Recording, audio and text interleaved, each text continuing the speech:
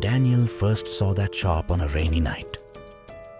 It was an alley he passed through every day, but that day, a shop suddenly appeared.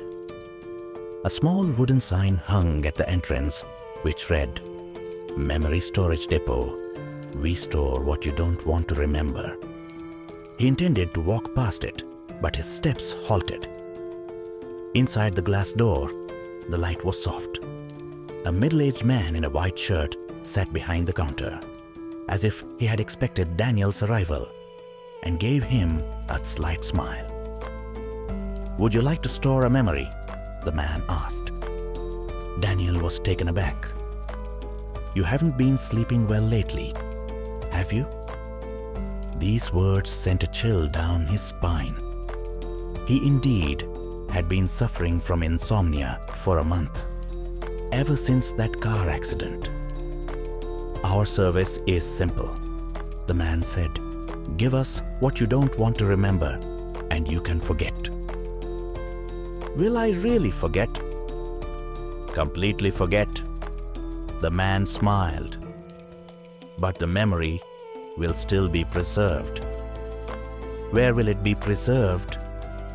The man didn't answer, only pushed a form in front of him.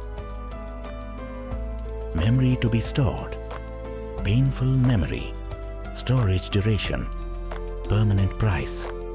One memory in exchange for a peaceful life. Daniel stared at the form for a long time. He remembered that night. Rainy night. The sound of brakes. The crash. The girl in the passenger seat. No breath left. He trembled as he signed his name. The man took out a small silver device, resembling an earphone. "Just put it on." Daniel complied. A faint electrical sound buzzed in his ear. Then, the scenes began to be extracted. The rainy night disappeared. The car accident disappeared. The girl's face disappeared. Only emptiness remained.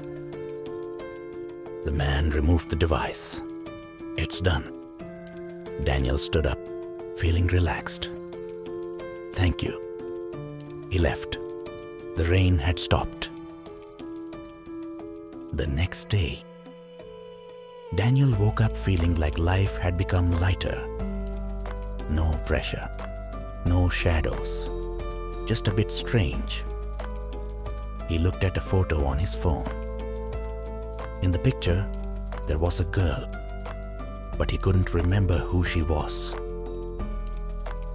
Maybe she's a friend. He deleted the photo. Life returned to normal, even happier than before. A week later, Daniel passed by that alley again. The shop was still there.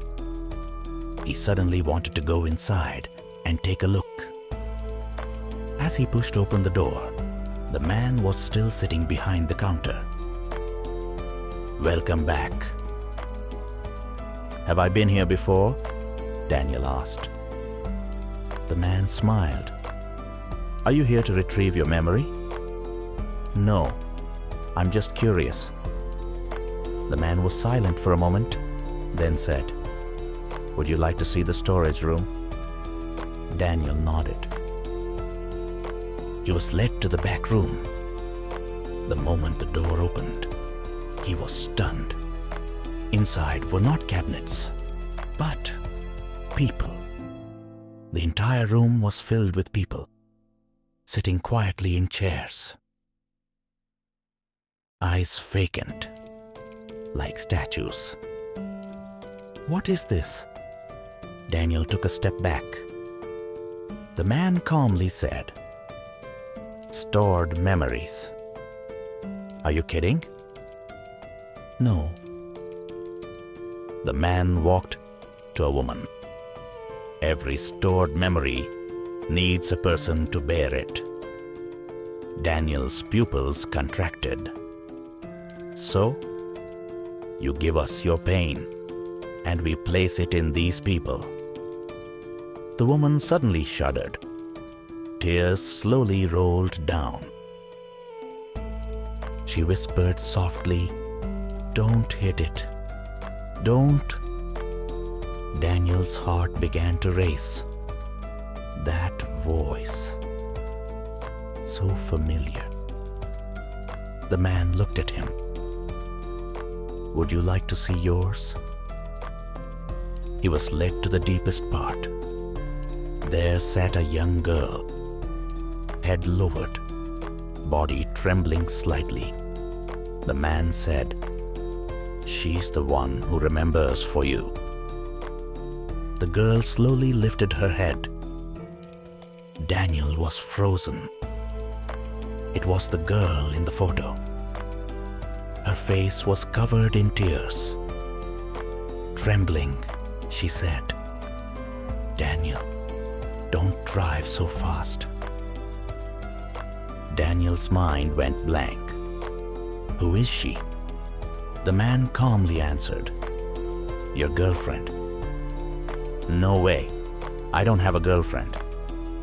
The man looked at him. "You once did." The girl suddenly clutched her head in pain. "The car is coming. Daniel, stop." Daniel began to have a headache. Some blurry images flashed by. Rainy night, car lights, screaming. The man softly said, "You stored all your memories of her. So now, she's the only one who remembers your past." The girl looked at him. Tears fell continuously. "Daniel, why don't you recognize me?" Daniel took a step back. His heart raced faster. "Give me back my memory." The man shook his head. "Permanent storage, non-retrievable." "Then what about her?" The man calmly replied, "She will always remember for you." Daniel rushed out of the shop. The sky began to rain. He looked back. The shop had vanished, as if it had never existed. Only the puddles in the alley reflected the empty street. A few days later, the news reported. A female patient in a psychiatric hospital lost control, repeatedly replaying a car accident scene. In the footage, the girl sat on a hospital bed, clutching her head and crying. She kept saying, "Daniel, I'm sorry." Daniel turned off the TV, feeling an inexplicable discomfort. But he couldn't recall the reason. He just muttered to himself, "It feels like I forgot something important." Outside the window, the rain fell slowly, and somewhere in the city, the wooden sign of the shop appeared again. "Memory Storage Depot. We store what you don't want to remember." The door slowly opened. The man smiled and said, "Next customer, please come in."